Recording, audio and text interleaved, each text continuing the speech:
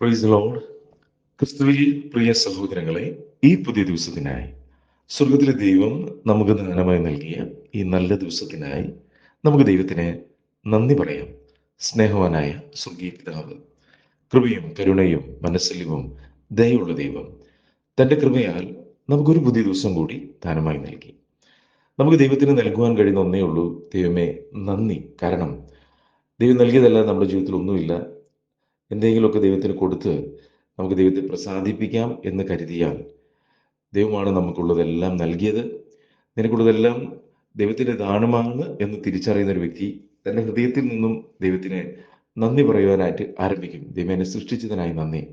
എന്നെ അതിശയം ഭയങ്കരമായി എന്നെ സൃഷ്ടിച്ചല്ലോ. എൻ്റെ അമ്മയുടെ ഉദരത്തിൽ ഉരുവാകുന്നതിന് മുമ്പ്, ലോകസ്ഥാപനത്തിന് മുമ്പ് എന്നെ കണ്ടല്ലോ.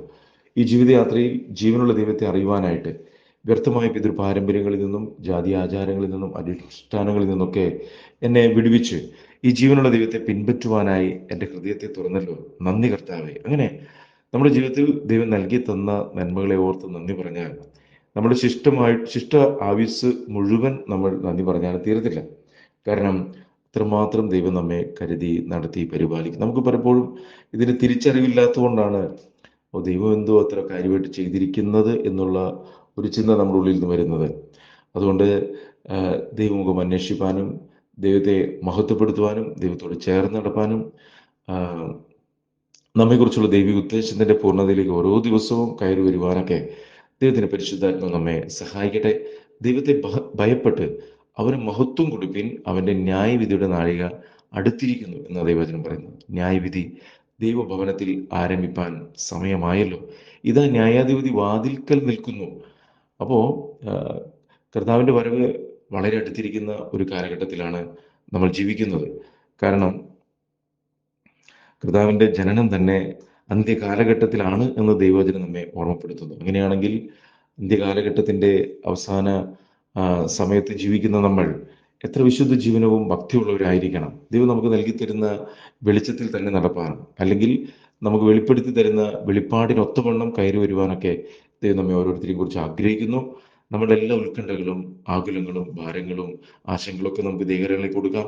കാരണം ഞൊടി നേരത്തേക്കുള്ള ലഘുവായ കഷ്ടം അനവധിയായ നിത്യ തേജസ്സിന്റെ ഘനം ഓർക്കുമ്പോൾ സാരമില്ലെന്ന് എണ്ണുന്നു എന്ന അപ്പോസ്തലൻ പൗലോസ് ദൈവവചനത്തിൽ രേഖപ്പെടുത്തിയിരിക്കുന്നു. എന്ന് പറഞ്ഞാൽ നമ്മുടെ ജീവിതത്തിൽ നമ്മൾ അഭിമുഖീകരിക്കുന്ന വിഷയങ്ങളൊക്കെ അത് ഞൊടി നേരത്തേക്കുള്ളതാണ്. കാരണം ദൈവം ഒരുക്കി വെച്ചിരിക്കുന്ന നിത്യതയുടെ പ്രകാശനത്തിൽ നമ്മൾ ജീവിക്കുമ്പോൾ ഇന്നുള്ള വിഷയങ്ങളൊക്കെ അതൊന്നും വലിയ സാരമുള്ളതല്ല. ദൈവത്തിൻ്റെ കൃപയിൽ ആശ്രയിച്ചുകൊണ്ട് മുന്നേറിയാൽ അതിനൊക്കെ ജയിക്കാനായിട്ട് നമുക്ക് സാധിക്കും. ഇന്നത്തെ ചിന്തയ്ക്കായിട്ട് സദൃശവാക്യങ്ങളുടെ പുസ്തകം 23 15 മുതൽ 18 വരെയുള്ള വാക്യങ്ങൾ. അവിടെ ഇങ്ങനെ പറയുന്ന, മകനെ, നിന്റെ ഹൃദയം ജ്ഞാനത്തെ പഠിച്ചാൽ എൻ്റെ ഹൃദയവും സന്തോഷിക്കും. അപ്പോൾ ഒരു വ്യക്തി ജ്ഞാനത്തെ പഠിക്കുക എന്ന് പറയുന്നത് കാണാതെ പഠിക്കുന്ന കാര്യത്തെക്കുറിച്ചല്ല, അല്ലെങ്കിൽ ബുദ്ധിയിലുള്ള അറിവിനെക്കുറിച്ചുമല്ല ജ്ഞാനത്തെ പഠിക്കുക എന്ന് പറയുന്നത്. ജ്ഞാനിയോട് കൂടെ നടക്കുക, നീയും ജ്ഞാനിയായിത്തീരും. അപ്പോൾ ദൈവത്തിൻ്റെ പരിശുദ്ധാത്മാവിനാൽ വീണ്ടും ജനനം പ്രാപിച്ച് ദൈവത്തിൻ്റെ ആത്മാവിനാൽ ദൈവവചനാനുസരണത്തിൽ കൂടി നടക്കുന്ന കാലയളവിൽ ഓരോരോ വചനത്തിൻ്റെ അനുസരണം ഒരു വ്യക്തിയുടെ ഉള്ളിൽ നിറയ്ക്കുന്ന ദൈവ ജീവനാണ് യഥാർത്ഥത്തിലുള്ള ജ്ഞാനം എന്ന് പറയുന്നത്. അപ്പോൾ ഈ ജ്ഞാനം ഒരു വ്യക്തിയെ ജീവിതത്തിൻ്റെ ഓരോ സാഹചര്യങ്ങളിലും എങ്ങനെയാണ് കാര്യങ്ങളെ കാണേണ്ടത്, സംസാരിക്കേണ്ടത്, ഇടപെടേണ്ടത്, ചെയ്യേണ്ടത് എന്നൊക്കെ അവനെ ഗ്രഹിപ്പിക്കുകയാണ് ചെയ്യുന്നത്. അത് ആ വ്യക്തിയെ ദൈവീകത്തിൽ നടപ്പാനും ദൈവമഹത്വം ദർശിപ്പാനും ദൈവിക സ്വരൂപത്തോട് അനുരൂപമായി തീരുവാനൊക്കെ സഹായിക്കും. നമ്മളോട് പറയുകയാണ്, നിന്റെ ഹൃദയം ജ്ഞാനത്തെ പഠിച്ചാൽ എൻ്റെ ഹൃദയവും സന്തോഷിക്കും. അപ്പോൾ ഇത്തരത്തിൽ ദൈവഹിതത്തിനൊത്തോളം ജീവിതത്തെ ക്രമപ്പെടുത്തുമ്പോൾ ദൈവഹൃദയം സന്തോഷിക്കുന്നു. കാരണം ദൈവത്തോട് ചേർന്ന് നടക്കുന്ന ഒരു വ്യക്തിയെ പറ്റി ദൈവത്തിന് വലിയ താല്പര്യമുണ്ട്. മാത്രമല്ല ദൈവത്തിന് നമ്മളെക്കുറിച്ചുള്ള നിരൂപണങ്ങൾ ഒരിക്കലും നമ്മുടെ നാശത്തിനുള്ളതല്ല, ക്ഷേമത്തിനുള്ളതാണ് എന്നും ദൈവത്തിന് നമ്മെ ഓർമ്മപ്പെടുത്തും. തുടർന്ന് പറയുന്നത്, നിന്റെ അധരം നേർ സംസാരിച്ചാൽ എൻ്റെ അന്തരംഗങ്ങൾ ആനന്ദിക്കും. അപ്പോൾ നമ്മുടെ അധരം നേര് സംസാരിച്ചാൽ, അപ്പോൾ ഹൃദയം നിറഞ്ഞ് കവിയുന്നതാണ് വായി പ്രസ്താവിക്കുന്നത് എന്ന് ദൈവവചനം പറയുന്നത്. അപ്പോൾ നമ്മുടെ ഹൃദയത്തിൽ ദൈവവചനം ഐശ്വര്യമായി സകല ജ്ഞാനത്തോടുകൂടെ വസിക്കുകയും അത് നമ്മെ ഈ പറയുന്നത് പോലെ വ്യാജത്തിൽ നിന്നും, നുണയിൽ നിന്നും, ഭോഷ്കിൽ നിന്നൊക്കെ നമ്മെ വിടുവിക്കുകയാണ് ചെയ്യുന്നത്. അപ്പോൾ അതരം നേർ സംസാരിക്കുക എന്ന് പറഞ്ഞാൽ ഹൃദയത്തിൽ ദൈവവചനം ഇരിക്കുകയും ആ, ദൈവവചനത്തിന്റെ ജീവൻ നാം നടക്കുകയും ചെയ്യുമ്പോഴാണ് അതരം നേര് സംസാരിക്കുക.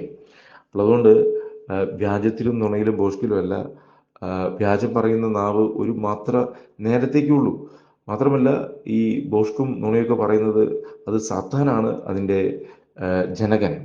വചനത്തിൽ വ്യക്തമായിട്ട് പറയുന്നു, സാത്താൻ ഭോഷ്ക് പറയുന്നവനും അവൻ്റെ അപ്പനുമാണ്. അവൻ ഭോഷ്ക് പറയുമ്പോൾ സ്വന്തത്തിൽ നിന്ന് എടുത്തു പറയുന്നു. അപ്പോൾ നമ്മളെ സംബന്ധിച്ചിടത്തോളം നമ്മൾ സ്വർഗീയ പിതാവിൻ്റെ പുത്രിപുത്രന്മാരാണെങ്കിൽ അവനിൽ ഭോഷ്കില്ല, വ്യാജമില്ല, നുണയില്ല.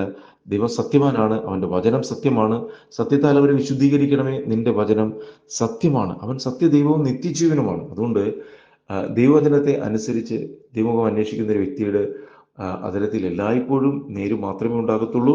ഒരിക്കലും അവൻ നുണയിലോ ഭോഷ്കിലോ വ്യാജത്തിലോ നടക്കത്തില്ല. ഇങ്ങനെ ഇത്തരത്തിൽ ദൈവവചനം അനുസരിച്ച് നടക്കുന്ന വ്യക്തികളെ കുറിച്ച് ദൈവം സന്തോഷിക്കുന്നു. ഇവിടെ പറയാണ്, നീ എല്ലായ്പ്പോഴും, അടുത്ത് പറയാം, നിന്റെ ഹൃദയം പാപികളോട് അസൂയപ്പെടരുത്, നീ എല്ലായ്പ്പോഴും യഹോവ ഭക്തിയോടെ ഇരിക്കുക. നിന്റെ ഹൃദയം പാപികളോട് അസൂയപ്പെടരുത് എന്ന് പറഞ്ഞാൽ പലപ്പോഴും ദൈവവചന വിരുദ്ധമായ ജീവിതം നയിക്കുന്നവർക്ക് ഈ ലോകത്തിലുള്ള പലവിധമായിട്ടുള്ള നന്മകൾ നിറഞ്ഞു വരുന്നത് കാണാനായിട്ട് സാധിക്കും. എന്ന് പറഞ്ഞാൽ അത് ധാരാളമായി വർദ്ധിക്കുന്നത് കാണുമ്പോൾ ഇവിടെ പറയാണ്, അസൂയ തോന്നാനുള്ള സാധ്യതയുണ്ട്. നിന്റെ ഹൃദയം പാപികളോട് അസൂയപ്പെടരുത്, നീ എല്ലായ്പ്പോഴും യഹോവ ഭക്തിയോടെ ഇരിക്കുക. അപ്പോൾ ഒരുപക്ഷെ ദൈവവചനം അനുസരിച്ച് കൃത്യയോടുകൂടി നടക്കുവാൻ ആഗ്രഹിക്കുന്ന വ്യക്തികളുടെ ഒരുപക്ഷെ ചിന്തിക്കുന്നതാണ്, എന്തുകൊണ്ടാണ് എനിക്ക് ആ വ്യക്തിക്കുണ്ടാകുന്നത് പോലുള്ള അനുഗ്രഹങ്ങളൊന്നും ഉണ്ടാകാത്തത്? അവർക്കൊരു പ്രശ്നവും ഇല്ലല്ലോ. എൻ്റെ ജീവിതത്തിലാണെങ്കിൽ ഒരു പ്രശ്നങ്ങളും പലവിധമായിട്ടുള്ള അവസ്ഥകളും ഞെരുക്കവും നിന്ദയും പരിഹാസവും. എന്നാൽ അവർക്കൊരു കുഴപ്പമില്ല. അവരുടെ ദേഹം തടിച്ചുരുണ്ടിരിക്കുന്നു, അവർ ചെയ്യുന്നതൊക്കെ സാധിക്കുന്നു, അവർക്ക് ഒന്നിനും കുറവില്ലല്ലോ എന്നൊക്കെ ചിന്തിക്കുന്നുണ്ടെങ്കിൽ ദൈവവചനം പറയുന്നത് ഇത്തരത്തിലുള്ളവരെ ദൈവം വഴുവഴുപ്പിൽ നിർത്തിയിരിക്കുന്നു. അപ്പോൾ ഇന്നത്തെ പ്രതാപമോ ഇന്നത്തെ മിടുമിടുക്ക് കണ്ടുകൊണ്ടൊന്നും നമ്മൾ അസൂയപ്പെട്ടു പോകണ്ട. കാരണം വഴുവഴുപ്പിൽ നിർത്തിയെന്ന് പറഞ്ഞാൽ ഈ പെട്ടെന്ന് ആ വ്യക്തിയെ കാണാതാവും, ഇല്ലാതായി പോകും. എന്നാൽ ദൈവവചനം അനുസരിച്ച് നടക്കുന്ന ഒരു വ്യക്തിയെ സംബന്ധിച്ചിടത്തോളം ക്രിസ്തു ആകുന്ന പാറമേലാണ് നിർത്തുന്നത്. വീഴ്ചയ്ക്ക് ഹേതുവില്ലാതെ വണ്ണം ദൈവവചനത്തിന്റെ അനുസരണത്തിൽ കൂടി ദൈവകരം അവനെ പിടിച്ചുകൊണ്ടാണ് നടത്തുന്നത്. അതുകൊണ്ട് തന്നെ ദൈവവചനം പറയുന്നു, വീഴാതെ നിങ്ങളെ സൂക്ഷിച്ച് തൻ്റെ മഹിമാ സന്നിധിയിൽ കളങ്കമില്ലാതെ ആനന്ദത്തോടെ നിർത്തുവാൻ കഴിയുന്ന ദൈവത്തിനെ നമ്മൾ ആശ്രയിക്കുന്നത്. അതുകൊണ്ട് നമ്മൾ പറയുന്നത്, പാപികളോട് അസൂയപ്പെടേണ്ട, നീ എല്ലായ്പ്പോഴും യഹോവഭക്തിയോടെ ഇരിക്കുക. നമ്മളെ സംബന്ധിച്ചിടത്തോളം ദൈവം പറഞ്ഞിരിക്കുന്നത് ദൈവവചനത്തിന്റെ അനുസരണത്തിൽ, വിശുദ്ധിയിൽ, വേർപാടിൽ ദൈവമഹത്വം അന്വേഷിച്ചുകൊണ്ട് ജീവിക്കാനാണ് പറയുന്നത്.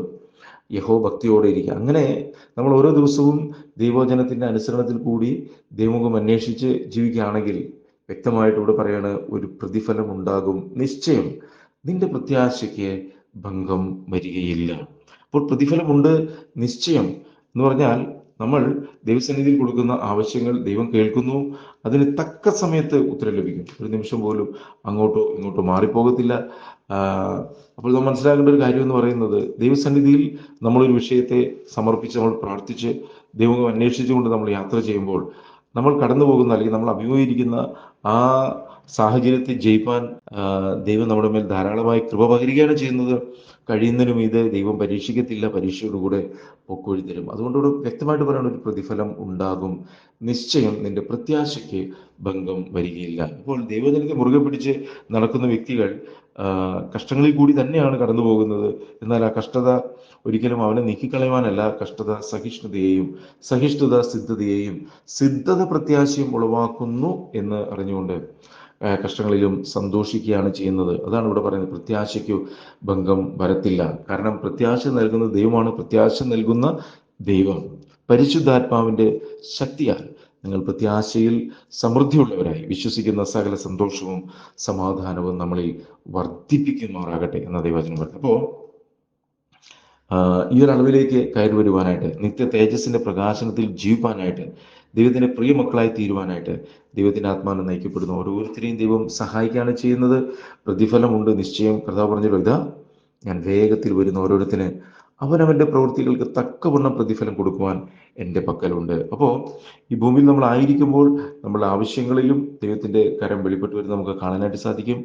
മാത്രമല്ല, ഒപ്പം ആ, ദൈവം നമുക്ക് നിത്യ തേജസ്സാണ് നൽകുന്നത്. അതിനോടൊപ്പം തന്നെ ദൈവവചനത്തെ അനുസരിച്ച് ജീവിച്ചതുകൊണ്ട് നിലനിൽക്കുന്ന പ്രതിഫലങ്ങളും ദൈവം നമുക്ക് തരും. പ്രാർത്ഥിക്കാം. കർത്താവ് സ്വർഗ്ഗസ്ഥ പിതാവേ, അളവറ്റ കൃപയും കരുണയും സ്നേഹവും ഞങ്ങളുടെ മേൽ പകരുന്ന ദൈവമേ, അങ്ങയുടെ സ്നേഹത്തിന്റെ ആഴങ്ങൾ അനുഭവിപ്പാൻ അങ്ങ് ഞങ്ങൾക്ക് നൽകി തരുന്ന ഓരോ ദിവസവും ദൈവമുഖം അന്വേഷിപ്പാൻ, സമാധാനത്തിലും സ്വസ്ഥതയിലും സന്തോഷത്തിലും പ്രത്യാശയിലും ജീവിപ്പാൻ കർത്താവെ ഞങ്ങളെല്ലാവരെയും, ശബ്ദം കേൾക്കുന്ന ഓരോ മക്കളെയും അങ്ങ് സഹായിക്കണം.